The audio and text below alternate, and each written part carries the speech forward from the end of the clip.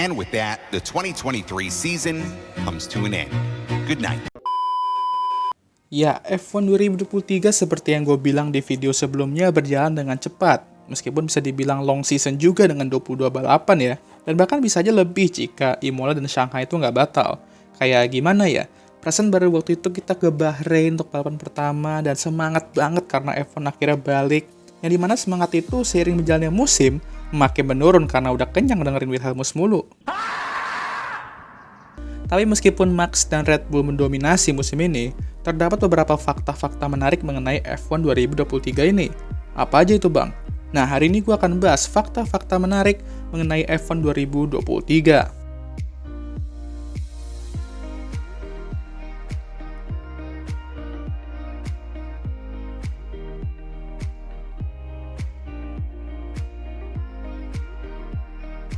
Nah, untuk fakta atau rekor mengenai dominasi Max dan Red Bull, itu gue rasa nggak perlu dibahas lah ya, karena itu kalian pasti udah tahu dan bisa aja cek di Wikipedia kalau kata Pak Toto ya kan?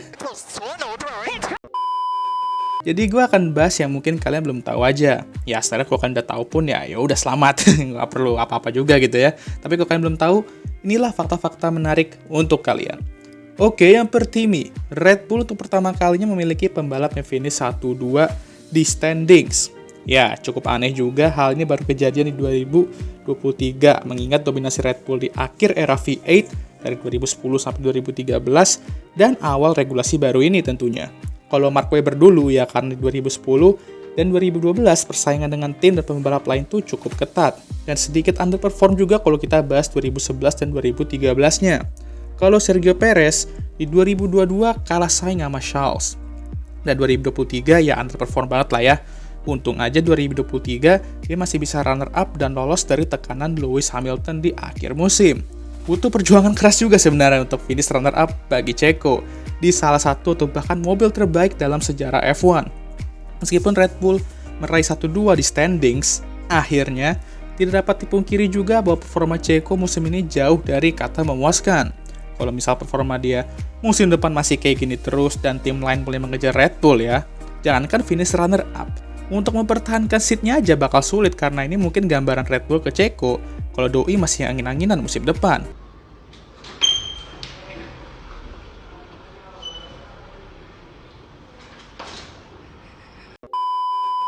Yang kedua, Albon Redemption.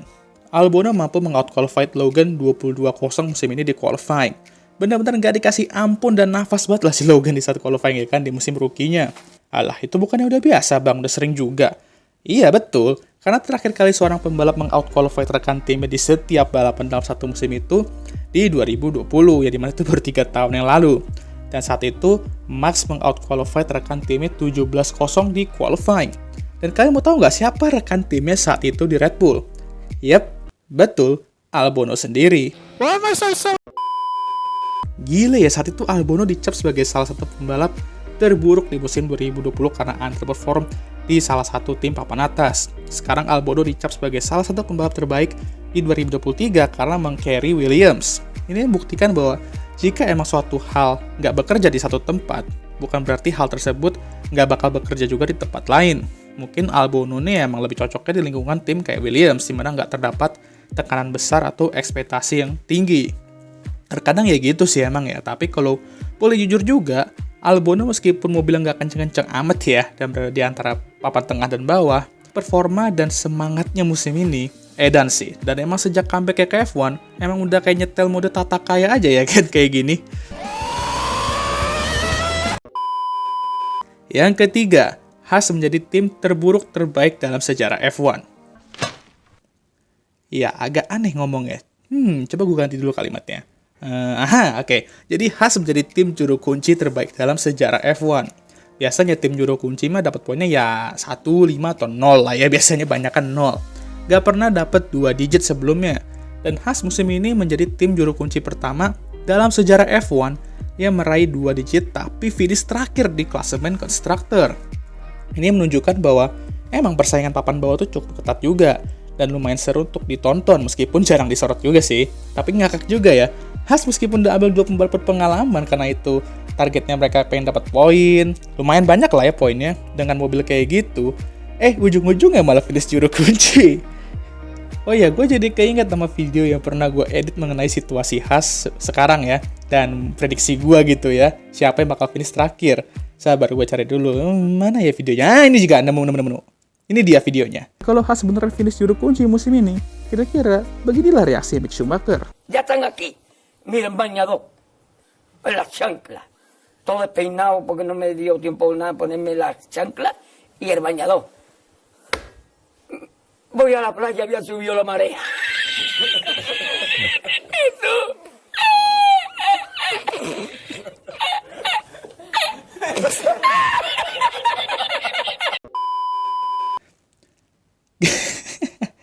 Duh, sorry ngakak gue. Oke lah, lanjut aja ke fakta berikutnya ya. Yang keempat, untuk pertama kalinya kita tidak mendengarkan German Anthem di podium sejak 2007. Ya, German Anthem sendiri gue yakin udah banyak yang melekat ya di beberapa fans F1 khususnya yang selalu nonton Michael Schumacher mendominasi, Sebastian Vettel mendominasi, dan Mercedes mendominasi di era hybrid. Dan untuk tidak mendengar lagu kebangsaan tersebut di musim ini cukup aneh pastinya. Lalu ini sedikit tambahan juga, tapi 2023 juga menjadi musim pertama di mana tidak ada pembalap British yang menang setidaknya satu balapan semusim sejak 2005. Nah, ini aneh juga mengingat betapa banyak talenta pembalap British sekarang, dan British juga memiliki tim terbanyak dalam grid F1 saat ini. Cuman ya gimana ya, abang Belanda satu ini emang OP lah dengan bantengnya ya kan. Terlalu OP sampai-sampai yang cuma bisa nyenggol banteng ini ya tim kuda poni asal Italia Maranello itu. Sedih juga dulu Jerman dan UK bisa dibilang menguasai F1 dulu.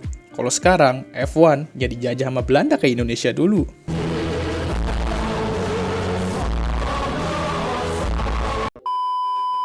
Nah, ngomong-ngomong soal Wilhelmus nih ya, kita ke fakta kelima dan terakhir nih. Sesering-seringnya itu disetel di podium musim ini ya, dan dicap sebagai outro F1 karena sering banget disetel di podium setelah selesai balapan dan meneror para fans F1 khususnya fans Indonesia. Tapi faktanya bukan Wilhelmus outro F1 sesungguhnya, tapi Austrian Anthem. Kenapa bang? Ya karena Austrian Anthem lebih sering disetel musim ini dibandingkan Wilhelmus. Ketika Max menang, Wilhelmus ya kan, dan Austrian Anthem disetel untuk Red Bull ya kan. Tapi Ceko ada menang 2 kali dan situ kan Mexican Anthem disetel bukan Wilhelmus. Tapi Austrian Anthem tetap disetel. Jadi lebih 2 kali dari Wilhelmus lah ya, dan itulah alasan mengapa Austrian Anthem menurut gua lebih layak dicap outro F1 daripada Wilhelmus. Sebentar bang, gua nggak setuju kalau gitu. Lah, kenapa? Kalau gitu maksud lu berarti bukan Austrian Anthem lah outro F1 sesungguhnya di 2023. Lalu apa? Ya lagu FNAF saat Champagne itulah. Kan itu mau siapapun yang menang selalu disetel saat National Anthem selesai dan main semprot-semprotan champagne. Lah, ya juga ya. Oke, satu fakta menarik lagi nih, bonus ya, bonus. Cuman alasan kenapa ini masih jadi bonus dan nggak gue masukin, ialah karena belum valid juga. Tapi nih ya, seandainya Logan Sargent telah dikonfirmasi bakal balapan untuk Williams musim depan, ya dimana menurut gue tuh tinggal nunggu waktu aja, untuk pertama kalinya grid akhir suatu musim itu bakal lanjut ke musim berikutnya. Nah, gue nggak bakal hitung Nick de Vries, karena kan gue bilang akhir musim. Doi kan cuman awal sampai setengah musim doang. Sementara Danny Rick dari pertengahan sampai akhir musim. Yang dilihat tuh akhir musimnya ya, inget ya. Nah, sayang juga sih musim yang cukup membosankan ini dengan dominasi Max dan Red Bull, ternyata bosenin juga dari segi driver transfer atau silly season. Correct me if I'm wrong kalau gue salah mengenai fakta ini ya, karena seinget gue setidaknya terdapat 1 driver move lah untuk musim depannya. Tapi ini semuanya tetap sama, dan akhir grid F1 2023 akan dilanjutkan ke F1 2024. Jadi ini cukup menarik juga sih ya faktanya, dan meskipun silly season ini nggak silly-silly banget, musim depan banyak sekali pembalap dengan kontrak itu bakal habis ya kontraknya ya. Jadi kalian bisa tunggu aja keseruannya. Edan, eta teh. Edun. Oke lah, sekian video kali ini. Gimana menurut kalian? Apakah ada fakta-fakta menarik lainnya mengenai musim ini yang gue lewatkan? Tulis saja komentar kalian di kolom komentar, dan jangan lupa like, subscribe, dan share video ini, dan jangan lupa juga untuk menyalakan lonceng notifikasi agar kalian semua tahu ketika gue ngupload video baru. Dan jangan lupa juga untuk follow Instagram gue, dan seperti biasa guys, video ini akan ditutup oleh That's it. Ta-da!